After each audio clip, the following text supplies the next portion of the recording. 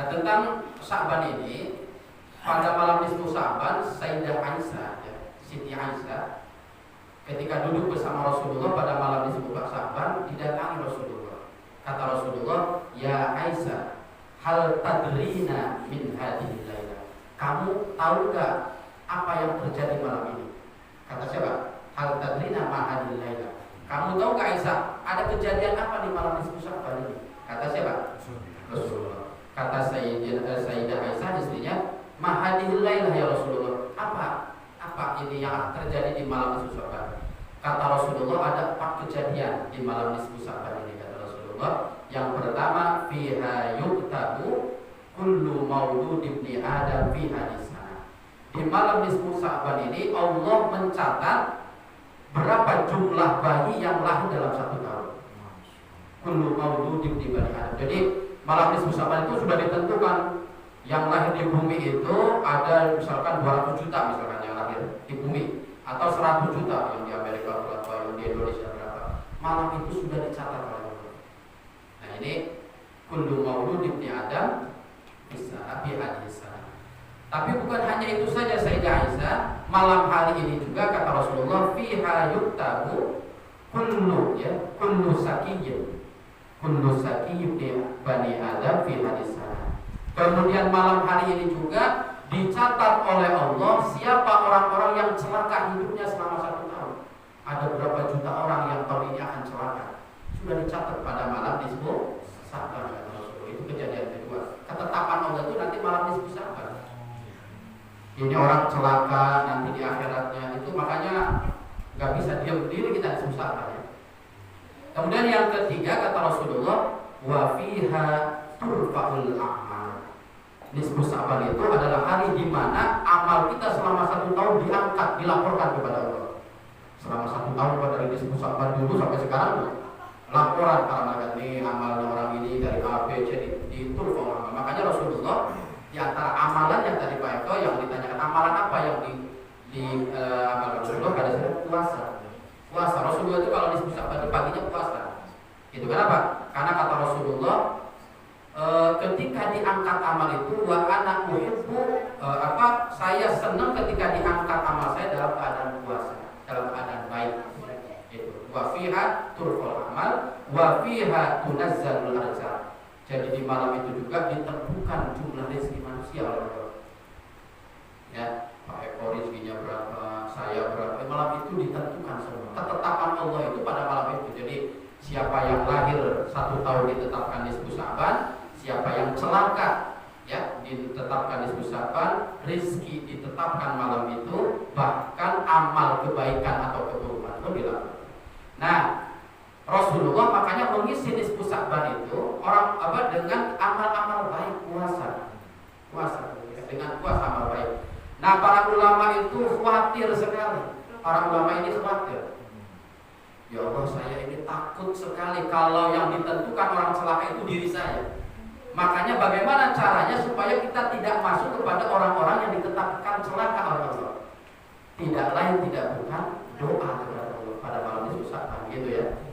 Doa kepada Allah. Gak ada yang bisa menolak qada. La yuraddul qada illa bidu'a, kata Rasulullah. Tidak bisa menolak ketetapan Allah kecuali oleh doa. Oleh doa. Makanya salafus sholihin kalau nisfu Sya'ban itu ibadahnya melebihi bulan-bulan sebelumnya.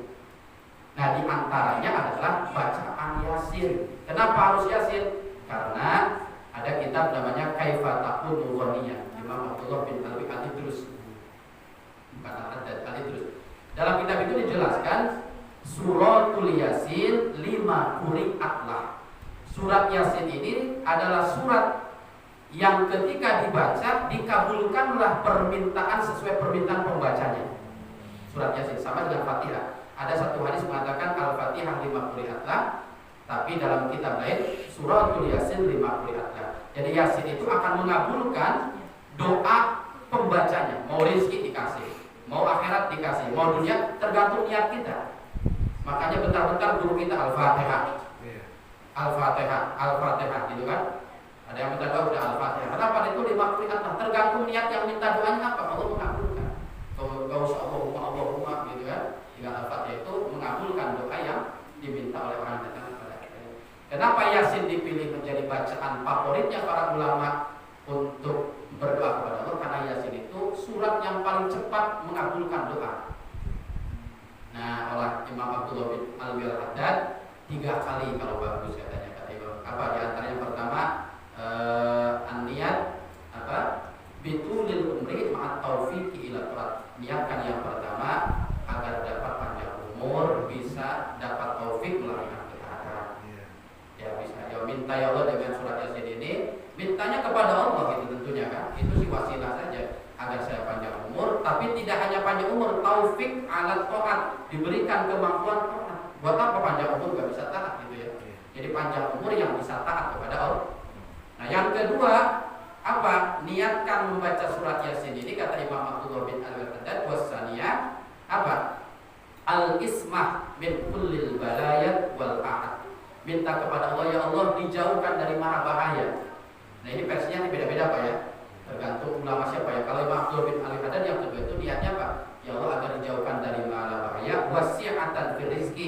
Ya Allah mudahkan rezeki saya ya untuk ibadah lagi-lagi, untuk ibadah. Nah, kemudian yang ketiga, niatkan baca surat Yasin kata Imam Abdullah bin Haddad adalah apa?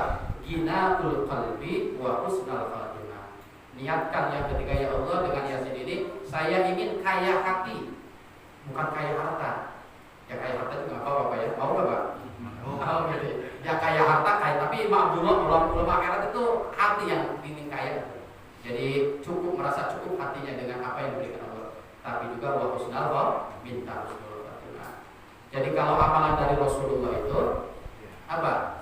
Puasa Rasulullah. Tapi para ulama karena melihat mendengarkan hadis dari Sayyidah Aisyah takut sekali yang membaca Yasin. Intinya ya amalan apa saja kebaikan. Itu jangan dekat wah bid'ah Rasulullah. Bid'ah itu kalau bertentangan dengan syariat. Kalau disebut Sa'ban mabuk-mabukan ya bid'ah namanya ya. Kalau disebut Sa'ban misalkan nyolong ya. Tapi ya lagi-lagi memang ada yang cocok ada yang terserah itu sih ya. Lana madhabuna walakum madhabukum. Yang kita yakini bahwa disebut Sa'ban ini penentuan hidup kita. Makanya kita manfaatkan di mana-mana. Insya Allah kalau di Bekasi itu masih banyak ya. Ramai kalau disebut Sa'ban itu kayak Idul Fitri bahasa kalau jalan wah masjid itu penuh. Saya pernah di mana itu ya Allah ini kayak Idul Fitri. Disebut Sa'ban itu mereka meyakini memang hari-hari mendebarkan untuk penentuan nasib kita setahun ke depan. Makanya kita tidak perlu ragu, tidak perlu mamang. Nanti disebut Sa'ban berangkat dan lain sebagainya. Malah ada sholat disebut Sa'ban segala pada pihak Ulumuddin, walaupun nanti kontroversi. Ya nanti kalau sholat disebut Sa'ban niatnya sholat sunnah mutlak gitu ya. Ya sholat mutlak biasa aja atau sholat awabin gitu ya. Yang penting intinya sih melakukan kebaikan, mau sholat, mau sedekah, mau istighfar, mau sholawat. Tujuannya itu tuh penetapan takdir itu kira-kira kita dijauhkan dari orang macam. Seperti itu Bapak ya, kurang lebihnya seperti itu. Nanti barangkali dari Ustaz lain bisa menjelaskan lebih. Yang lain ada? Cukup ya. Wallahul muwaffiq ila aqwamit thoriq. Wassalamualaikum warahmatullahi wabarakatuh. Waalaikumsalam warahmatullahi wabarakatuh.